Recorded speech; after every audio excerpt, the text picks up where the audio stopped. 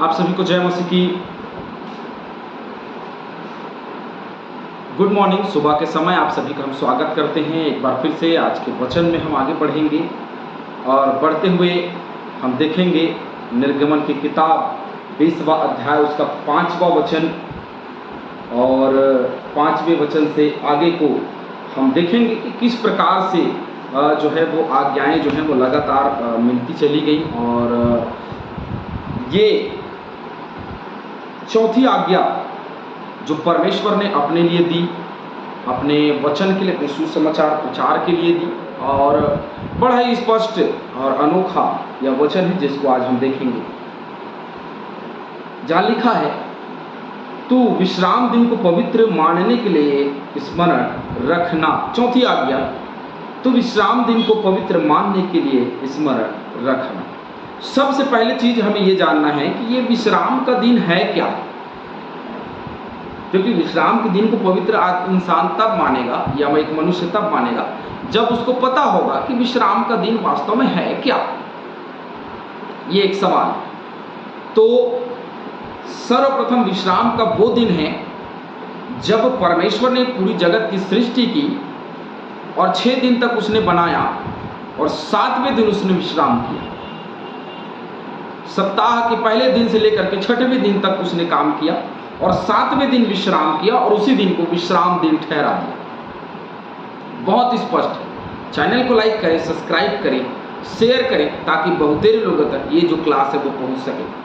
तो बहुत स्पष्ट तरीके से विश्राम दिन जो है वो दिन है जब परमेश्वर ने विश्राम किया, और उस दिन को स्मरण रखने के लिए क्यों कहा जा रहा है कि हम उस दिन को स्मरण रखें? जब उसने विश्राम किया, उसका दिन जब आया। देखिए, परमेश्वर को विश्राम करने की आवश्यकता नहीं है। मनुष्य सोचता है ऐसे कि भाई मुझे विश्राम करने की क्या जरूरत है, मैं तो रविवार के दिन भी काम करूंगा। तो मैं आप लोगों को बहुत स्पष्ट बात बता दूं कि यदि परमेश्वर ने विश्राम किया है तो हम कौन होते हैं जो विश्राम के दिन को ना माने, तो विश्राम ना करें। आज अधिकतर लोग जो हैं, अधिकतर नहीं कहूंगा लेकिन फिर भी पुरुष वर्ग की यदि बात करें तो विश्राम दिन में विश्राम दिन में लोग आराधनालय में आने से कतराते हैं, क्योंकि लोगों को काम प्यारा है, लोग काम करते हैं। उन दिनों में काफ़ी फायदा होता है। रविवार का दिन छुट्टी का दिन, काम धंधा काफ़ी चलता है, व्यवसाय काफ़ी चलता है, और उसी दिन छुट्टी मिलती है नौकरी से, तो सब लोग काम किया करते हैं। ये मैं मानता हूँ। तो क्या हम उस दिन को जो परमेश्वर ने ठहराया उसको विश्राम दिन मानना छोड़ दें? विश्राम के दिन को पवित्र माने, और जो भी विश्राम दिन को पवित्र नहीं मानता उसके वे संकट और मुसीबत के बादल तो हैं। देखते हैं क्यों कहा ऐसा कि भाई विश्राम दिन मानना जरूरी है।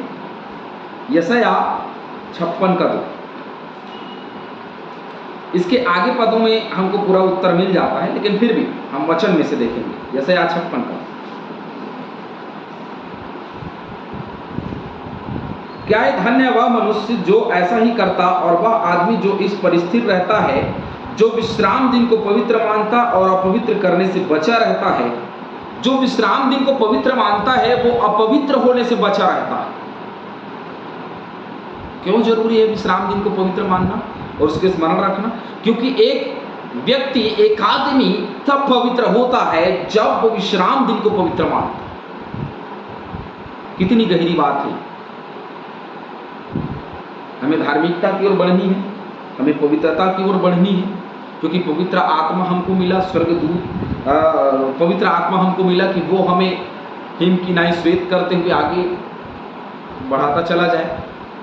यीशु मसीह के लहू को हमको समझाए, उसके जी उठने को, उसकी मृत्यु को हमको समझाए, वो उसके महत्व को हमको बताए, सारा चीज है। लेकिन जब तक हम उसके दिन को पवित्र नहीं मानेंगे तब तक हम खुद भी पवित्र नहीं बन सकेंगे। यदि हम चाहते हैं कि हम पवित्र बने तो सर्वप्रथम उस दिन को पवित्र मानना है।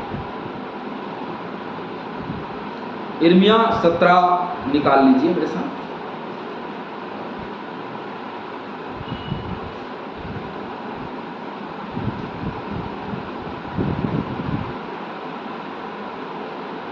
यिर्मयाह 17:21। यहोवा यूं कहता है, सावधान रहो, विश्राम के दिन कोई बोझ मत उठाओ। क्या मत करो? विश्राम के दिन कोई बोझ मत उठाओ। सुनते जाइए। और ना कोई बोझ यरूशलेम के फाटकों के भीतर ले आओ। ना खुद बोझ उठाना है और ना यरूशलेम के फाटकों के अंदर कोई बोझ लाना है। विश्राम के दिन अपने अपने घर से भी कोई बोझ बाहर मत ले आओ, और ना किसी रीति का काम काज करो, वरन उस आज्ञा के अनुसार जो मैंने तुम्हारे पुरखाओं को दी थी, विश्राम के दिन को पवित्र माना करो। परंतु उन्होंने ना सुना और न कान लगाया, परंतु इसके विपरीत हठ किया कि ना सुने और ताड़ना से भी ना माने। परंतु यदि तुम सचमुच मेरी सुनो, यहोवा की यह वाणी है, और विश्राम के दिन इस नगर के फाटकों के भीतर कोई बोझ न ले आओ, और विश्राम दिन को पवित्र मानो, और उसमें किसी रीति का काम काज न करो, तब जो दाऊद की गद्दी पर विराजमान राजा रथों और घोड़ों पर चढ़े हुए हाकिमों और यहूदा के लोगों और यरूशलेम के निवासी इस नगर के फाटकों से होकर प्रवेश किया करेंगे, और यह नगर सर्वदा बसा रहेगा। अपने जीवन को पवित्र बनाए रखने के लिए और अपने घरौंधे को बचाए रखने के लिए, स्वर्ग में स्थान बनाए रखने के लिए विश्राम दिन को पवित्र मानना जरूरी है। क्यों? ऐसा यीशु मसीह भी किया करते थे। यीशु मसीह भी आराधनालय में जाते थे। इसका मतलब ये है कि विश्राम दिन को पवित्र माना करते थे। चेले भी आराधनालय में जाया करते थे। इसका मतलब ये है कि उस दिन को वो पवित्र माना करते थे। बहुत स्पष्ट। हालेलुया। और पढ़ते हैं यहेजकेल 22:8। चलिए,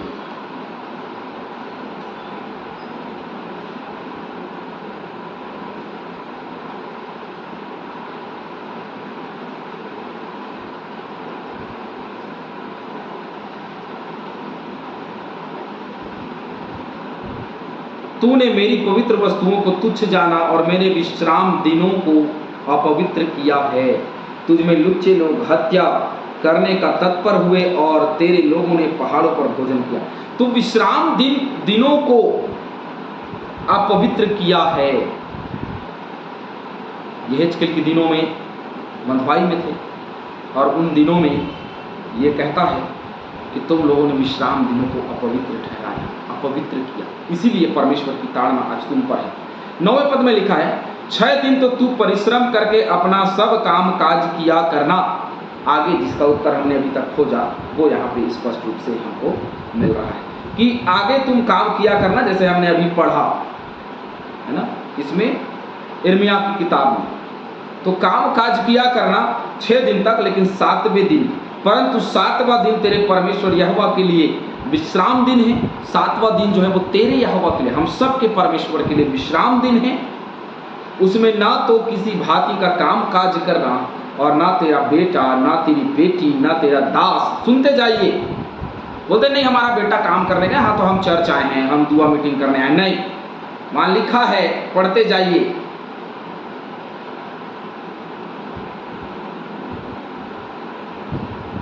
ना तेरा बेटा, ना तेरी बेटी, ना तेरा दास, ना तेरी दासी, ना तेरे पशु, ना कोई परदेशी जो तेरे फाटकों के भीतर हो, क्योंकि 6 दिन में यहोवा ने आकाश और पृथ्वी और समुद्र और जो कुछ उनमें है सबको बनाया, और 7वें दिन खुद विश्राम किया। इस कारण यहोवा ने विश्राम दिन को आशीष दी और उसको पवित्र ठहराया। 6 दिन तक काम किया, 7वें दिन को आशीष दी। वो चाहता तो 6 दिन को आशीष दे सकता था, लेकिन उसने 7वें दिन को आशीष दी। जो आशीष पाना चाहता है वो सचमुच में 7वें दिन विश्राम करे। यदि विश्राम नहीं करेगा तो उसका प्रतिफल निश्चित है कि वो खो देगा। इब्रानियों की किताब 4:4।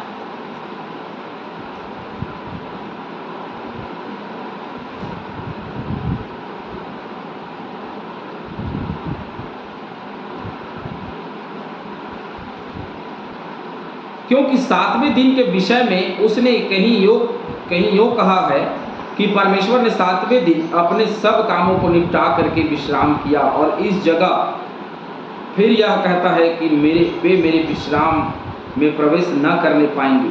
तो जब यह बात बाकी है कि कितने और हैं जो उस विश्राम में प्रवेश करें और जिन्हें उसका सुसमाचार पहले सुनाया गया, उन्होंने आज्ञा ना मानने के कारण उसमें प्रवेश ना किया। आज्ञा ना मानने की वजह से उन्होंने प्रवेश नहीं किया और आज इसीलिए उन्होंने पवित्र दिन को नहीं माना, आज इसीलिए वे उसके विश्राम दिन में कभी प्रवेश करने ना पाएंगे। अर्थात वहाँ जहाँ सर्वदा के लिए विश्राम होगा, वहाँ जहाँ सदाकाल के लिए आनंद होगा, वहाँ जहाँ सदाकाल की आशीषें होंगी, वो इस स्थान में प्रवेश नहीं कर सकता। बहुत स्पष्ट। क्यों? क्योंकि परमेश्वर यहोवा कहता है कि तू विश्राम दिन को पवित्र मानने के लिए स्मरण करना। मैंने इसके लिए और क्लास बनाया हुआ था, मैंने बताया विश्राम दिन के विषय में, और संडे के दिन मेरा प्रचार भी डाला हुआ है।